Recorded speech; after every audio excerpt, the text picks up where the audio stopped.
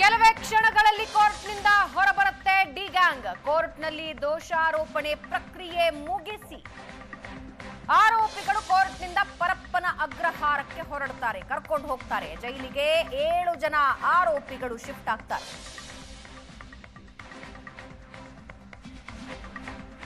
ದೋಷಾರೋಪಣಾ ಪಟ್ಟಿಗೆ ಸಹಿ ಮಾಡಿಸಿಕೊಂಡು ಅಲ್ಲಿಂದ ವಾಪಸ್ ಕರೆದುಕೊಂಡು ಹೋಗ್ತಾರೆ. ನವೆಂಬರ್ 10ನೇ ತಾರೀಕಿನಿಂದ ಟ್ರಯಲ್ ಆರಂಭ ಆಗುತ್ತೆ.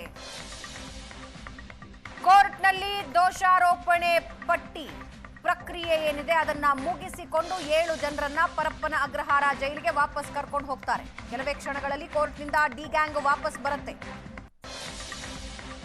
ಸುಮಾರು 3 ತಿಂಗಳ ನಂತರ ಜೈಲಿನಿಂದ ಹೊರಗಿನ ಜಗತ್ತನ್ನ ಡಿ ಗ್ಯಾಂಗ್ ನೋಡ್ತಾ ಇದೆ. 7 ಜನ ಇನ್ಕ್ಲೂಡಿಂಗ್ ಪವಿತ್ರ ಗೌಡ.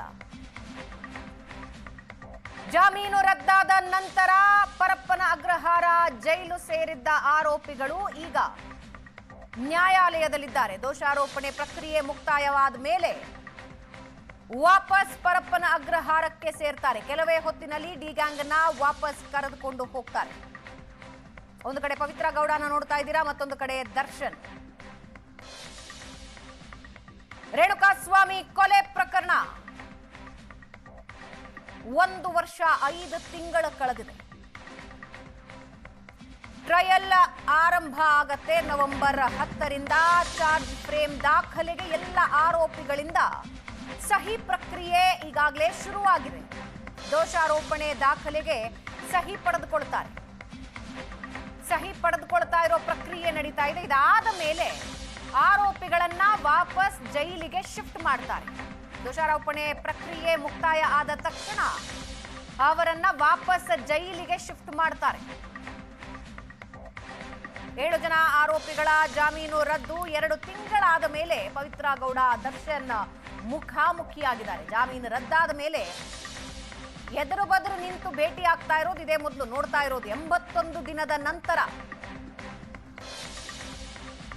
ಕೋರ್ಟ್ ಹಾಲ್ನಲ್ಲಿ ದರ್ಶನ್ ಮತ್ತು ಪವಿತ್ರ ಮುಖಾಮುಖಿಯಾಗಿದ್ದಾರೆ. 81 ದಿನಗಳಾಗಿದ್ದವು. ಹೊರಗಿನ ಜಗತ್ತು ನೋಡಿ, ಪರಸ್ಪರ ಒಬ್ಬರನ್ನೊಬ್ಬರು ನೋಡಿ. ಕೋರ್ಟ್ ಹಾಲ್ನಲ್ಲೇ ಇಬ್ಬರು ಪರಸ್ಪರ ಮುಖಾಮುಖಿಯಾಗಿದ್ದಾರೆ. 2 ತಿಂಗಳಾದ ಮೇಲೆ ದರ್ಶನ್ ಪವಿತ್ರ ಗೌಡ ನೇರ ಭೇಟಿಯಾಗಿದ್ದಾರೆ. ಪ್ರಕರಣದಲ್ಲಿ ಪವಿತ್ರ ಗೌಡ A1 ಆರೋಪಿ, ದರ್ಶನ್ A2 ಆರೋಪಿ. ಇಡೀ ಪ್ರಕರಣ ಶುರುವಾಗಿದ್ದು ಪವಿತ್ರ ಗೌಡ ಇನ್ಸ್ಟಾಗ್ರಾಮ್ಗೆ ರೇಣುಕಾಸ್ವಾಮಿ ಕಳಿಸಿದ್ದ ಅನ್ನಲಾದ ಅಶ್ಲೀಲ ಮೆಸೇಜ್ನಿಂದ. ನಂತರ ಟ್ರ್ಯಾಪ್ ಮಾಡಿ ಆತನನ್ನ ಕರ್ಕೊಂಡು ಬಂದು ಪಟ್ಟಣಗೆರೆ ಶೆಡ್ನಲ್ಲಿ ಆಳಿಗೊಬ್ಬರಂತೆ ಹೆಂಗ ಬೇಕು ಹಂಗೆ ಬಡ್ದಿದ್ರು. ಅದರ ಡಿಜಿಟಲ್ ಸಾಕ್ಷ್ಯಗಳನ್ನ, ಸಾಂದರ್ಭಿಕ ಸಾಕ್ಷ್ಯಗಳನ್ನ, ಸ್ಥಳಕ್ಕೆ ಹೋಗಿ ಅಲ್ಲಿನ ಸಿಕ್ಕಂತಹ ಎಲ್ಲ ಸಾಕ್ಷಿಗಳನ್ನ ಪೊಲೀಸರು ಕಲೆಕ್ಟ್ ಮಾಡಿಕೊಂಡಿದ್ದಾರೆ. ದೋಷಾರೋಪಣೆ ಪ್ರಕ್ರಿಯೆ ಇನ್ನೇನು ಕೆಲವೇ ಕ್ಷಣಗಳಲ್ಲಿ ಮುಕ್ತಾಯ ಆಗುತ್ತೆ. ಹೊರಗೆ ಬಂದ್ರೆ ನೋಡೋಣ ಅಂತ ಕೋರ್ಟ್ನ ಆವರಣದಲ್ಲಿ ಜನ ಸೇರಿರೋದನ್ನ ನೀವು ನೋಡ್ತಾ ಇದ್ದೀರಿ. ಕೋರ್ಟ್ನ ಹೊರಗಿನ ಆವರಣದಲ್ಲೂ ಜನ ಸೇರಿದ್ದಾರೆ. ಕೋರ್ಟ್ನ ಹಾಲ್ನಲ್ಲೂ ಕೂಡ ಜನ ಸೇರ್ಕೊಂಡಿದ್ರು. ಆರೋಪಿಗಳನ್ನ ಕರೆದು ನಿಲ್ಲಿಸೋದಕ್ಕೂ ಕೂಡ ಜಾಗ ಇಲ್ಲದಷ್ಟು ಜನ ಸೇರಿದ್ರು. ಅದಾದ ಮೇಲೆ ಕೋರ್ಟ್ನಿಂದ ಜನರನ್ನ ಹೊರಗೆ ಹೋಗುವಂತೆ ನ್ಯಾಯಾಧೀಶರು ಹೇಳ್ತಾರೆ. ಕೋರ್ಟಿನ ಆವರಣದ ಹೊರಗಿನ ಆವರಣದಲ್ಲೂ ಕೂಡ ಯಾವ ರೀತಿ ಜನ ಜಮಾಯಿಸಿದ್ದಾರೆ ಅನ್ನೋದನ್ನ ನೀವು ನೋಡ್ತಾ ಇದ್ದೀರಿ. ದರ್ಶನ್ ಅಂಡ್ ಗ್ಯಾಂಗ್, ಪ್ರಮುಖವಾಗಿ ದರ್ಶನ್ ಅನ್ನ ಅಭಿಮಾನಿಗಳು ನೋಡಿ 81 ದಿನಗಳಾಗಿತ್ತು. ಜಾಮೀನು ರದ್ದಾದ ಮೇಲೆ